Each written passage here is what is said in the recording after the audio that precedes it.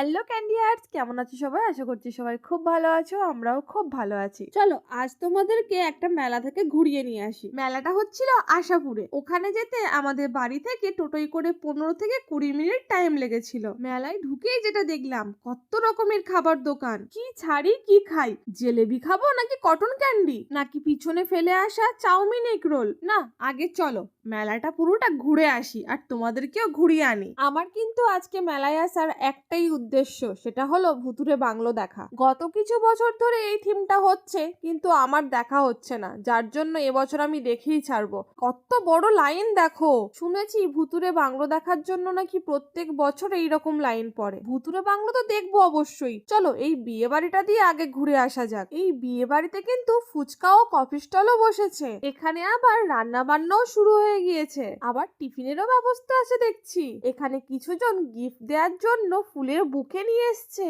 এদিকে তো বিয়ে শুরু হয়ে গিয়েছে আর এখন খই ঢালা হচ্ছে। আর এখানে কত তত্ত্ব সাজানো দেখো। এখানে তো বিয়ে বাড়ির খাওয়ানোও শুরু হয়ে গিয়েছে, কিন্তু বিয়ে বাড়ির বাইরের দৃশ্যটা দেখে আমার খুবই খারাপ লাগলো। তোমাদের আজকের ভিডিওটা কেমন লাগলো অবশ্যই কমেন্ট করে জানিও। এখনের জন্য টাটা, দেখা হচ্ছে পরের ভিডিওতে।